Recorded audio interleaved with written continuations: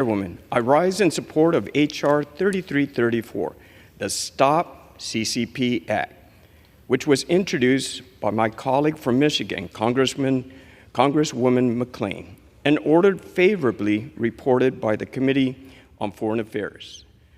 The Chinese Communist Party is responsible for some of the world's worst human rights violations and threats to international security. In Xinjiang, CCP-led genocide seeks to erase history and culture of Uyghur Muslims who live in constant fear. While Hong Kong was once known for its vibrant civic society and the rule of law, today it is under the iron fist of Beijing, and many brave democracy advocates sit in jail. Our close friends in Taiwan live under constant military pressure, with incursions into their air defense identification zone. An oppressive PRC Coast Guard keeps pushing closer and closer to Taiwan's shores.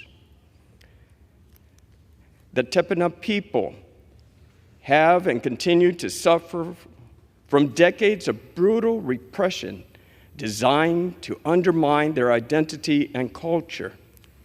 I am glad that we have the opportunity today to support an amendment to shine a spotlight on the abuse they endure. All of these abuses and urgent threats are being directed and implemented by leaders of the Communist Chinese Party.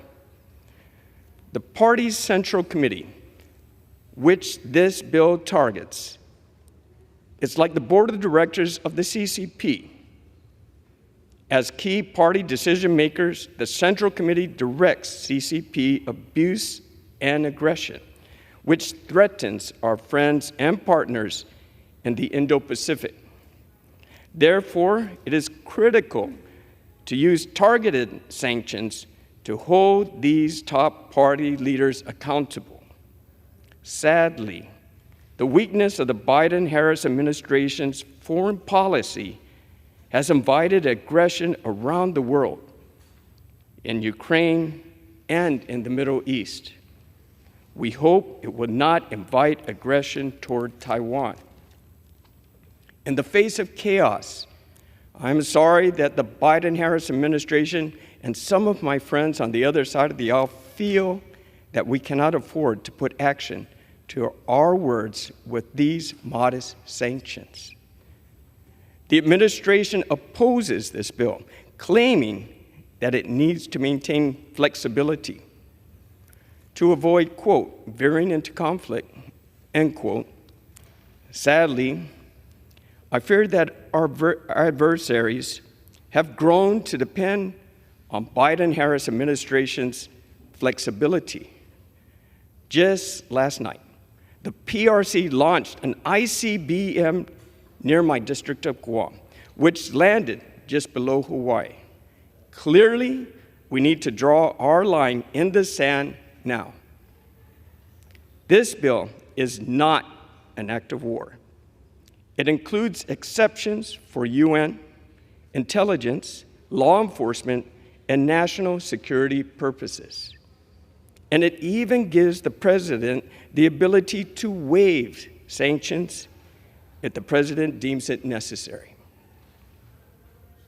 We are only ensuring that the CCP officials most responsible for the party's crimes that include genocide, do not routinely get to enjoy the benefits of the U.S. financial system or travel to our great country. We must stand up for our founding values and security interests.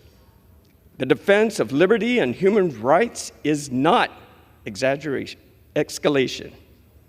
Our partners and allies feel safest when America leads rather than hesitating while our adversaries are on the march.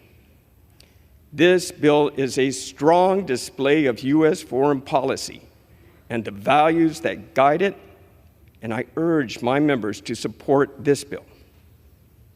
I reserve the balance of my time.